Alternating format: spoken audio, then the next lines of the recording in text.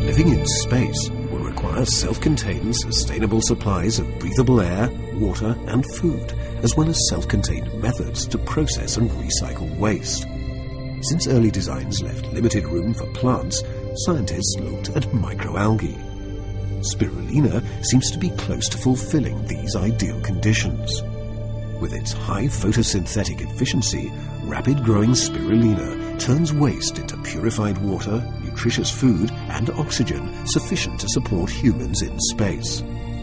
With the goal of reducing the cost of food and oxygen transportation to the space station, NASA and other cooperative national space services are developing a controlled ecological life support system called CELSS, or CELS.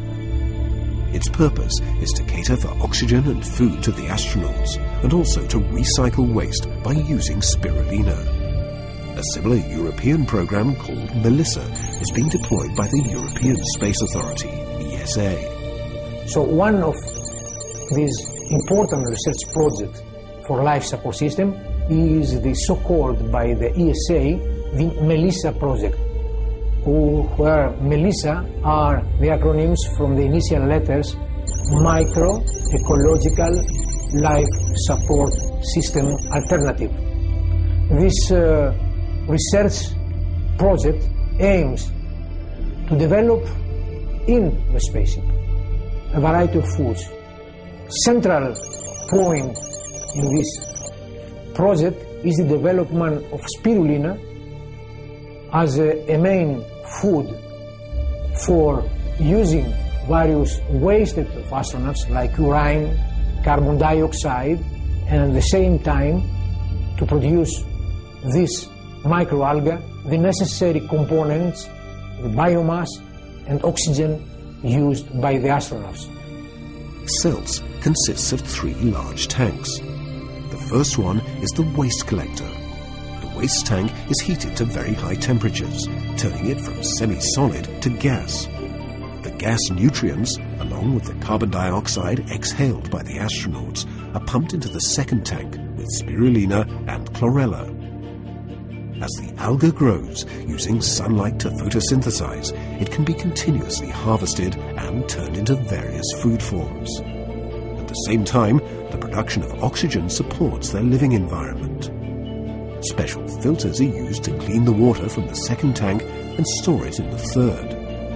A dedicated computer system controls all the production stages. The system best replicates the recycling methods used in the big biosphere of our planet. For a better understanding of how this works, let's take a look at a biosphere on a smaller scale.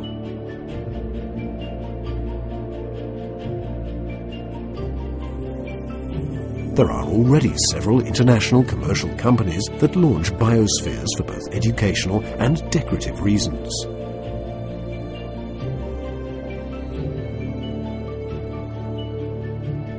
The biosphere is a sealed spherical enclosure containing plants and animals in perfect balance within an aquatic environment. It is an elegant ecosystem on its own, teeming with plants and animals in equilibrium.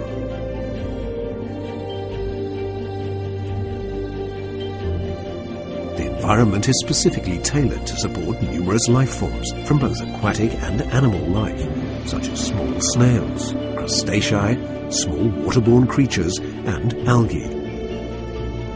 Algae in the biosphere help keep the water clean and provide oxygen for the opaiula, the scientific name for tiny red shrimps.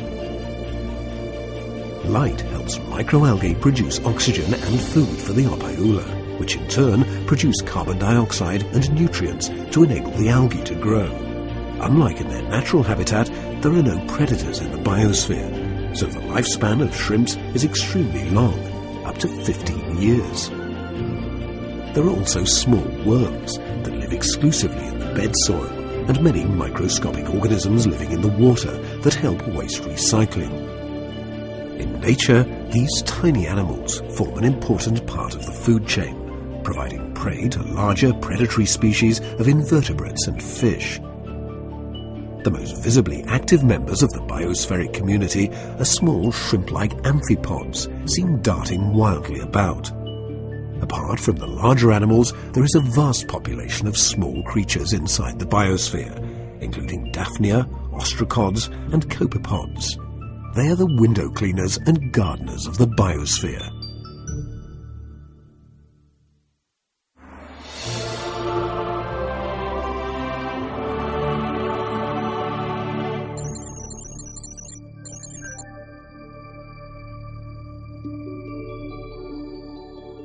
Spirulina is an amazing total food. It contains over 100 nutrients. It is one of the most complete food sources found on the planet. But it is not a medicine. It is a dried, naturally balanced vegetable, so it can be of great benefit to many different groups of people. We can say that spirulina is very important as a food because it's high nutritional value and also because its effects for protecting our body from various diseases. These effects can be summarized, first of all, antioxidant effects, antiviral effects, and third, immunostimulation effects. When it comes to usage, it is recommended to consult your doctor or pharmacist. Spirulina is best known for its anti-aging, energy-boosting, and health-maintaining properties. Spirulina has also energy-boosting properties, since it contains all vitamins and minerals that we need for our daily vitamin requirements. The amino acids that make up protein are vital to the human body. They help with the growth of muscles, produce enzymes and hormones, and also aid the immune system. Spirulina is an excellent source of protein, varying in amount from 60 to 70%. These proteins are biologically complete. They provide all 8 essential amino acids in the proper ratios, as well as 10 non-essential amino acids. The protein in spirulina can be of benefit especially to vegetarians, since they often have difficulties in getting enough protein, iron, and vitamin B12. Spirulina's vegetable protein is water-soluble, and excess amounts of it are normally discharged from the body. In contrast, excess amounts of animal protein are stored as fat, and over time this fat may have an impact upon the body's blood vessels and coronary system. Spirulina is rich in GLA, or gamma-linolenic acid, found only in maternal milk and evening primrose. Published scientific studies suggest that GLA will reduce serum low-density lipoproteins, the bad cholesterol, and raise high-density lipoproteins, the good one. Human studies in Germany and India found a weight reduction effect along with cholesterol reduction. Research is ongoing into investigating GLA as a potential anti-cancer agent. GLA is also recommended for autoimmune disorders, arthritis, eczema, and premenstrual syndrome. Spirulina is the richest source of beta-carotene in nature. The carotenoids are powerful antioxidants, reducing cell damage within the body. We need to protect our bodies from free radicals. Spirulina is packed with antioxidants, molecules that can protect our cells from free radicals and make our cells live longer and better. Spirulina is highly concentrated in phytonutrients and is easily digested, making it one of the best anti-aging foods. As people grow older, they may eat less or fail to digest their food as well as they used to. Taking spirulina can help elderly people build levels of the healthy bacteria, like lactobacillus, in the gut, supporting the absorption of nutrients and stabilizing the intestinal flora. Spirulina has many anti-aging properties. That's why we usually recommend it to the elderly people. Of course, it is important to consult your doctor before you take it. Spirulina has a completely unique combination of phytonutrients like chlorophyll, phycocyanin, and polysaccharides that can help rejuvenate our bodies. Chlorophyll, often called green blood, purifies our bodies of toxins. It also has positive effects in helping people recover from fatigue and fighting allergies. Spirulina contains a large number of minerals and other trace elements, fostering the metabolic and cardiovascular system. For example, potassium and sodium are important for internal water management. Magnesium and calcium foster bone, teeth, nail and hair structure. Iron, fostering oxygen transport in blood cells, prevents anemia. Diseases like osteoporosis or health diseases can be prevented by taking spirulina, which is packed by all these minerals which are very important. First of all, I would like to say that I am a happy mother of triplets. I consumed spirulina for 10 years and I was still consuming during my pregnancy. Frequent blood exams during my pregnancy didn't show any lack of iron or any other elements. Therefore, I didn't have to resort to any other supplements. Spirulina contains a broad range of valuable vitamins. The rarest is B12, or cobalamin, a vitamin required for numerous brain and nerve systems, but especially in supporting hematopoiesis. Spirulina powder balances RNA-DNA. It helps brain function and gives better mental clarity. This tiny alga is important for anyone wanting additional energy and antioxidant protection. The conclusion drawn from the feedback we get regarding the consumption of our product is that while everybody is using it, there is an increase in consumption among the elderly, athletes, and especially among hard-working people. Spirulina provides athletes with long-lasting energy and improved stamina. We made an experiment and we used for a number of days, for 10 to 15 days, an amount of spirulina which, according to the literature, is beneficial to human performance and health.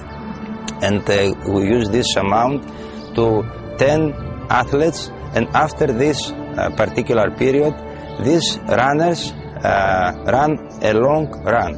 The result was surprising even to us because we saw for the first time that spirulina administration increased the antioxidant status in the body dramatically and also increased a little bit the performance.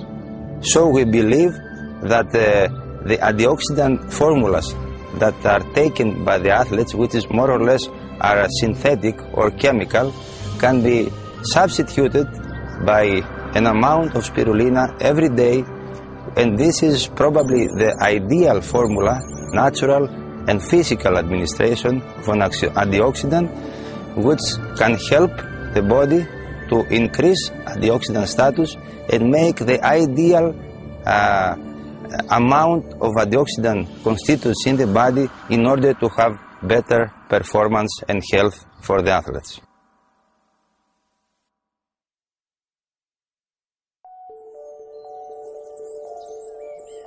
What are the hidden expenses of food production? Governments and industries use economic methods which are not effective anymore. Perhaps they used to be effective when natural resources were supposed to be free and unlimited. But what dramatically increases the price of production are the costs added due to energy wastage, when agricultural products are at the manufacturing stage. Government subsidies, which encourage the unlimited use of water and soil, do not take into consideration the environmental consequences. Fast metal depletion and salt-bearing soil can hardly be restored. The ground is eroded, water layers are decreased, and the forests disappear. Pesticides and chemical fertilizers pollute water and soil. These chemicals are certainly harmful. But what is the medical cost? Well, it simply cannot be estimated. What is the cost of restoring environmental damage? Again, it can't be estimated. So let's turn to an environmentally healthy food revolution.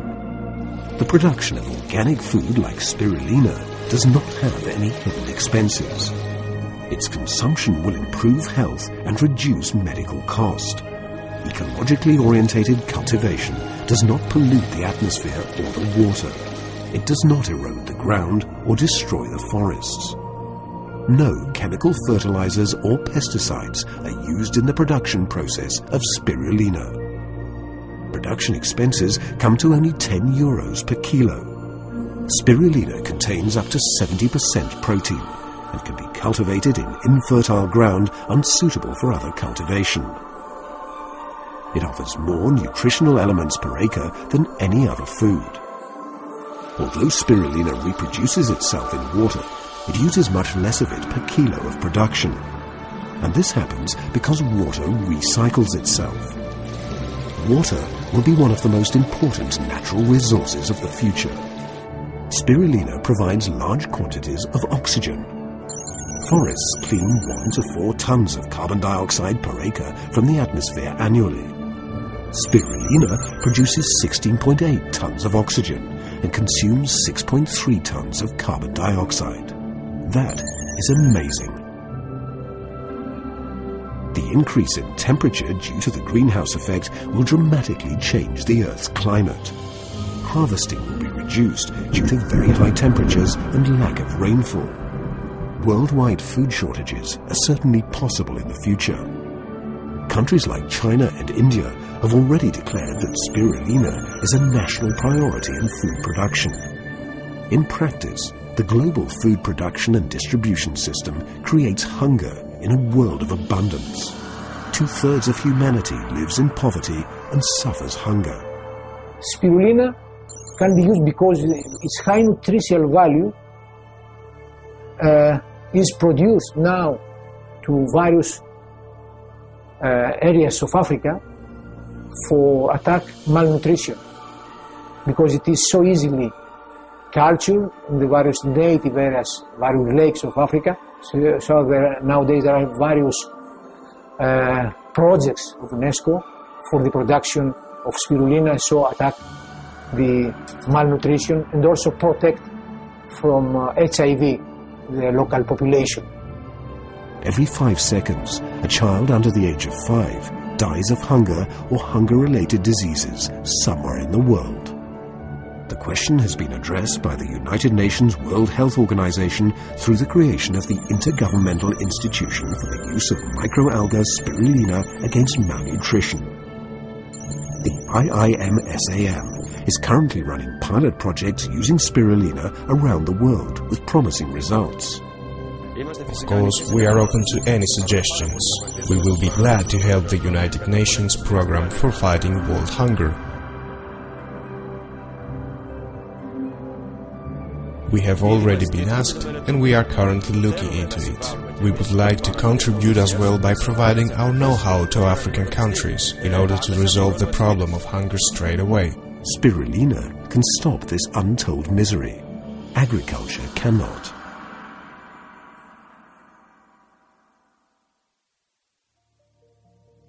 How can we use microalgae against the greenhouse effect?